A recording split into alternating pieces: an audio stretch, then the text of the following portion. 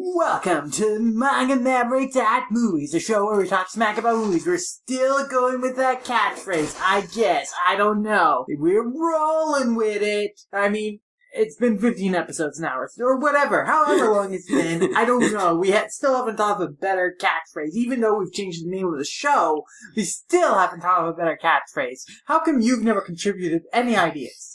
You've never asked me to come up with a catchphrase. Well, that's We Lord GTZ for you. That's my co-host on this podcast for you. Not contributing any new ideas. I don't even know why I even have you on. I wanted to have Jonathan on to discuss this movie in particular, because I know he had thoughts. And I knew if we got him on this, we would be able to discuss this movie for like an hour and a half. Yeah, but that would also include tangents. Yes. Yeah. But interesting tangents that the audience will love. Sonic Comics in Riverdale? Exactly. I mean, we're going to have a whole section of that Spider-Man podcast I'm just going to cut out and release as its own thing, God. which is just the last hour of that discussion where Jonathan talked about Archie and Sonic Comics. Because that was amazing. I don't know when he's going to make his own podcast because he needs to do that. But either way, I'm just glad to have him on our shows. But let's forget about all that meta stuff going on around, like the behind the scenes. We're not here to talk about that. We're here to talk about a movie, a Studio Ghibli movie as part of G-Kid's theatrical re-releases of these Ghibli classics, and the one that we're talking about today is the one we saw in July, Kiki's Delivery Service.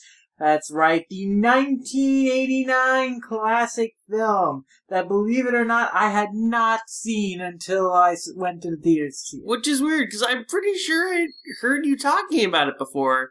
Because I remember you watched it once where you're like, yeah, I wasn't really into this. Maybe. I don't remember really watching the movie whole way through. I might have seen a part of it and then marked it on my MAL just because. I don't know. Maybe. But I had no recollection of most of this movie, so I'm going to take a gander and say that I haven't really seen it before. Yeah, I think I had seen it before, but it probably was like 10-something years ago at this point. I'm pretty sure it did air on Cartoon Network. Yeah, so I probably watched it on there. Yeah. Yeah. So basically both of us went to this movie fairly fresh. And how was the theater experience? I mean, it was pretty packed, I guess. It was about the same as Totoro, so... Yeah. For these Ghibli Fest screenings, the theater we've been going to is usually getting filled up. Mm-hmm. So yeah, this was no different. Though I was a little surprised to see as many families as I did there because we went to the subtitle screening. I mean, I think there's probably a lot of families who are like, oh, we can't go to maybe the showing on Sunday because Sunday usually a lot of people have like religious stuff or something. So they're like, oh, let's go to the Monday showing. It's subtitles, but we'll still enjoy it. It's Ghibli. Maybe that, or there are a lot more weeb parents in our neighborhood than we had previously. Those goddamn weeaboos. I mean, I think Eden Prairie might be surprisingly full of otaku. Maybe? Maybe. I don't know. But, yeah, I mean, yeah, age-wise, it was people from all ages. I think, like, the people sitting next to us were, like, probably in, like, their 70s. Mm-hmm. They were pretty old.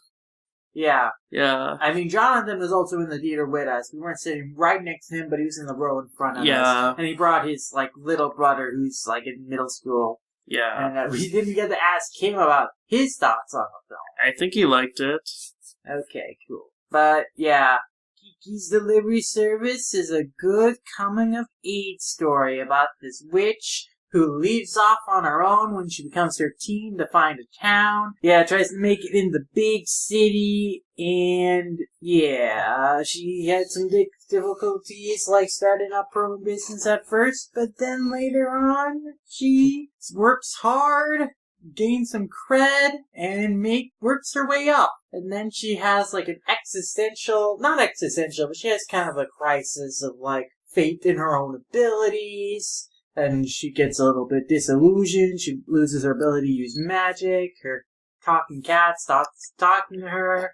because he hooks up with a girlfriend. And yeah. And they're getting nasty on the side, as we see at the end of the movie. Yeah, they were pretty busy, it seems. Yeah. Of course, we all know this is one big metaphor for drugs. Hayao Miyazaki's been shoving drugs up children for decades. Yeah, I mean, clearly Kiki was on some high shit. She was peddling some things under the nose. That was what her delivery service really was. It was a drug delivery service. Totoro was growing the drugs. He was growing that good-ass weed, and then Kiki's been delivering it all over. That pie that she got from the old lady in this movie, it was filled with drugs. Everything was filled with drugs. The cat doll that she has to first deliver, it's filled with drugs. They just gave it to the kid as a decoy. All drugs. All of it was cover. It seemed so innocent, but the reality of it all is she was peddling some quality merchandise, if you know what I mean. The gift, that pie the old lady baked for at the end. Yeah, you can tell Kiki was gonna get some good high off of that shit. Yeah. Yeah. The Ghibli conspiracy keeps growing as we see these movies. Yeah. We saw the process. We saw where the drugs came from in Totoro. And now we see how it's getting distributed around. It's not just Kiki who's doing this. It's all the other witches. That snooty witch that she met earlier in the movie, like, she was clearly peddling drugs to this, like, more high bustling city that, you know, it was clear. Like, all these witches, they're all, her mother, she was making them drugs. The stuff that she guess the chemicals. Was, like, exploding chemicals. Like, she's a real Walter White-esque bitch, man. Oh,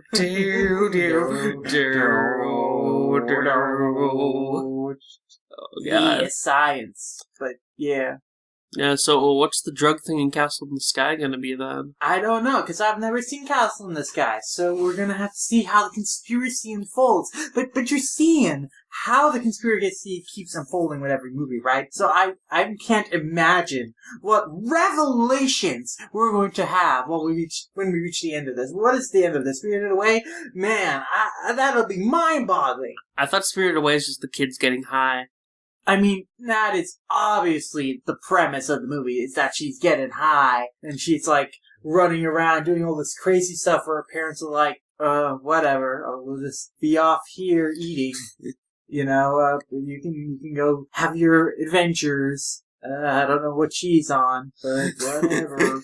But, you know, ignoring the, hidden messages of Kiki Delivery Service, the hidden conspiracy behind the Ghibli canon of films, the cover story of this movie. How do we think about that? How do we think about, like, this cute little coming-of-age story of this Kiki girl? Because I found her story pretty endearing. I thought that Kiki's doubts of self-confidence, her efforts to try and, like, make a name for herself, figure out what she's good at, what skills she can, you know, utilize to make a career for herself. I thought that was all very interesting, and I enjoyed seeing her story develop. Yeah, I definitely agree. I mean, the movie starts out with Kiki wanting to just kind of go-getter. She wants to get out of her, like, small, like, village area and go and see the big world and what's beyond and, like, become, like, a full-fledged witch. And when she gets to the city, she realizes, oh, hey, this is way harder than I thought it would be.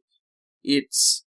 For one thing, times have changed since her parents were witches, and kind of society's kind of moved on from kind of magic in general. It's kind of become more about technology. Like, a big thing in the movie is that people are all amazed about this flying blimp that comes into the city.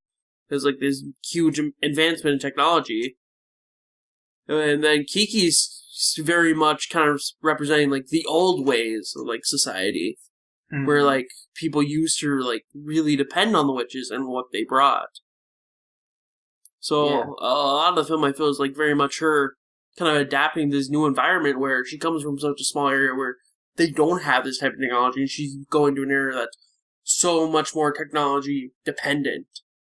And then it's her trying to figure out how does she fit into this grand scheme. Yeah, she's trying to adapt to modern times, take old metas and apply them to a new technology-charged setting. And yeah, that's pretty interesting to see, like, how they kind of mediate a sort of middle ground for Kiki skills to be useful and to have a place within this society that is kind of not become accustomed to magic anymore. They've kind of grown out of, like, relying on that and instead relying more on the technology. But also showing that sometimes old methods are the best, you know? A core scene in the movie is them baking that pie using an old oven style thing. I don't know what the exact term is. I think it's a Firestone oven or whatever. Brick oven, I don't know. Oh, yeah, an old brick oven. They use an old brick oven because the electrical oven isn't working.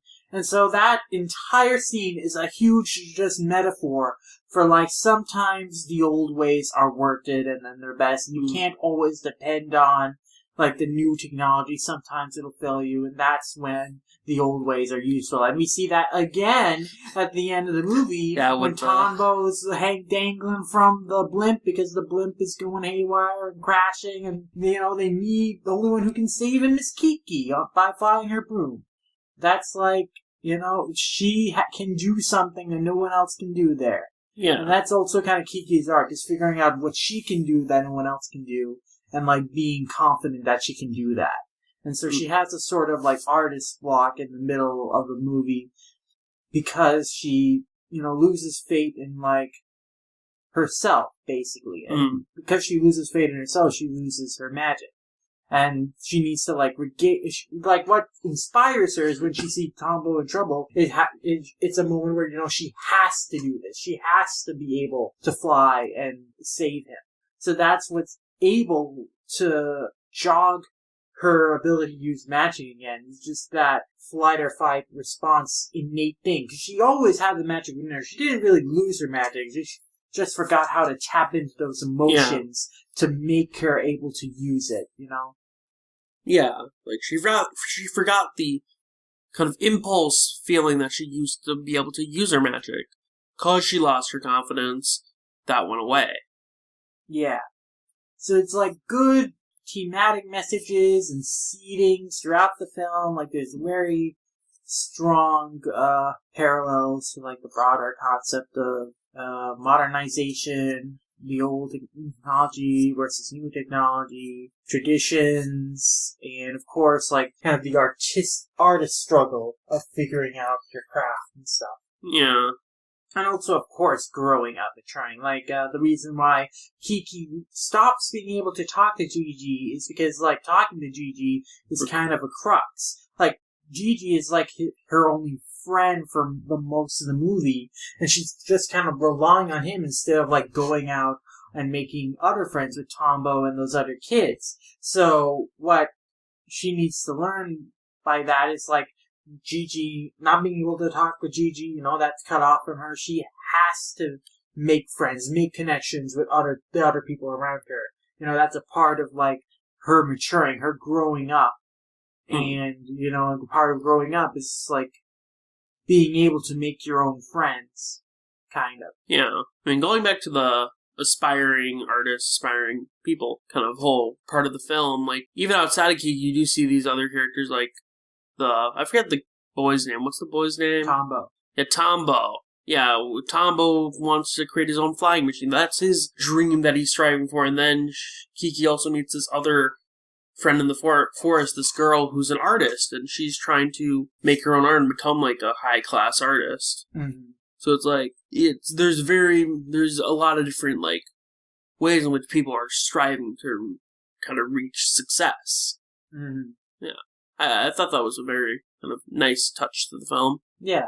I mean, going away from the themes of the film, the overall narrative, I have to say the animation in this film was fantastic, especially the flying scenes. Well, yeah, it's a Ghibli movie. But yeah, the flying scenes were indeed incredibly magical and musical, as appropriate of the kind of premise of this movie, and especially in the final sequence where Kiki is flying throughout the town, her boom is going a little haywire, and she's crashing into things, you know, there's like great, like, motion and weight and like an air of unpredictability and how the boom is moving and swinging around the city, and it's just a great environment and also just great like directing your eye to various things and like conveying that speed of motion and that excitement and that like unpredictability that Kiki is experiencing in that moment. And yeah, it's pretty great. Yeah, for sure. So, yep, the core themes of this film is Kiki transitioning into adulthood, the focus between, the balance between the old and the new, traditional society and modern society, and that and different methodologies. Yeah, artistic blocks, overcoming self-doubt and depression and isolation. I guess that's basically all. We basically covered everything, right? Yeah. See, the problem is, we should have talked about this movie immediately after we saw it. Yeah, we should have. 2 weeks, but we were busy. Also, we thought we would have Jonathan on, but he's busy. He's not even in the state right now. He's on vacation. Screw family. But yeah, Kiki's Delivery Service. That was a good time. It's good. It's worth diving deeper into. Like all the Ghibli movies, I really need to dive deeper into in terms of like... Especially the drug. I mean, obviously that. We need to, continue to unfurl this conspiracy that Miyazaki has been threading into all of his movies. Yes. And so it is going to be important for us to go see the next movies and continue unfurling that narrative. Yeah, for sure. Yeah, so that's something we need to blow the lid off. We need to make everyone aware of the truth. We need to, it's as big a conspiracy as in that classic Twilight Zone episode, The Food is People. I've never watched The Twilight Zone. But you have to know that. I've heard of that one, The Food is People one.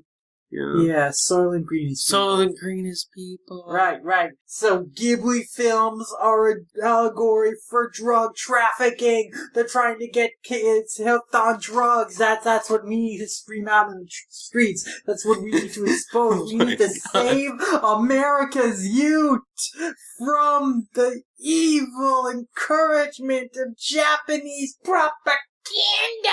Well, okay. Yeah. That's right. So we'll see Castle in the Sign, and we'll figure out Miyazaki's game, but where he's going with this, how he's trying to corrupt our youth, and how he has been for the last 30 years. Just didn't realize it until now. Yeah, didn't notice the sign. We didn't know. We didn't listen. We didn't listen. This is why anime has infected our country. This is why anime was a mistake.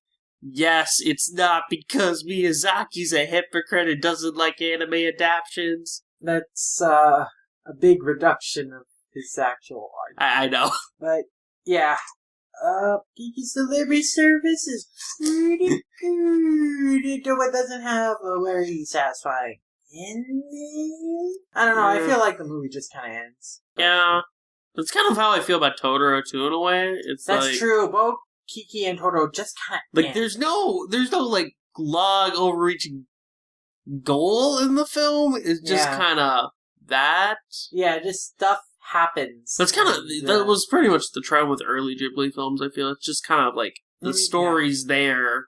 I mean, it's an epitome of slice of life storytelling. It's just showing you a day in the life of these characters for a while, and then it just stops after like something that feels like a big event. Like in Totoro, the big event was the sister going missing and, needing to find her. And in this movie, the big event is Tombo, dangling off the edge of the half bear balloon and Kiki needing to save him. And after those things happen, the movies end. Because you've seen the big climax and you get the point of, like, what the emotional arc was, I guess. Yeah. Like, I feel with later Ghibli films, the slice of life ones particularly, they do kind of switch more to they're still slice of life, obviously. They do have a stronger, I guess, narrative focus. Like, I guess an example, Only Yesterday. Yeah. It's like, well, that's very much still a slice of life film. It still has a more concrete structure. Like, you can tell that it has like a defined beginning, middle, and end. Yeah. Where the Totoro and Kiki kind of have, here's the beginning, and then it just kind of just goes and stays in the middle for the rest of the film. Yeah, It doesn't feel like it has a defined ending. Yeah, both Totoro and Kiki feel like they're pilots for a larger story. Like, these are not TV, but these are like movies that will eventually be expanded upon as a TV show. And maybe part of why I feel that way with Kiki is because, Little Witch Academia is so recent in my memory. I just can't help but imagine how incredible Kiki would have also been as a TV series. Because I feel like there's just so much you could do with the character and the setting, and you could have fun episodic adventures with her. Yeah. Same with Totoro, too. Same with Totoro. Totoro is... I think with Totoro it bothers me even more, because Totoro really is not that involved in the climax of that film. Like, he summons the cat bus to help the girl out and all that, but he doesn't actually go with them. So yeah, it's very strange to me. So I feel like you could use more Totoro stories. Like, I feel like for a movie named after him, he's not the focus. He has to stay in the background so that the DEA doesn't catch him. That's true. If they made the TV show, it would be the greatest thing since Breaking Bad. So if Totoro is Walter White, then who would be his Hank? And who is his Jesse? He's Jesse's cat bus. Okay. So cat bus is going to do all the killing. He just has to run over them. It's simple. I don't know. They have to introduce a new character for Hank, I think. I guess. Unless Hank's like the dad character. I don't know. Maybe. No, because he's not antagonistic to Totoro. He's totally encouraging the girls to go hang with these. He's not aware that they're real, but he's pretty optimistic and chill about the stories, Okay, so they'd have to create a Hank character. Yeah, and then it just raises more questions in my mind, who is the Gus here, and then who is the Mike, Or is Totoro really... Is Totoro maybe... No, because Walter created the drug, so he would be... Totoro would be Walter, right? So, you can't make these one-to-one Breaking Bad comparisons, I guess, because these are different... Because these characters don't reappear in the movies. Unless we bring in characters from other Ghibli films and have them be part of the large Ghibli-verse of Breaking Bad, or I don't know. I think we've established that all these movies are connected in this narrative thread of drug trafficking and telling kids that drugs are good and you should take them, okay? But again, I guess you just need to keep watching these movies and unfurling the great Ghibli conspiracy. Yeah, probably. But I guess that's all we have to say for Kiki for now. We're just going to have to watch Castle in the Sky and just figure this out. Oh, God. Yeah. What will the secrets be?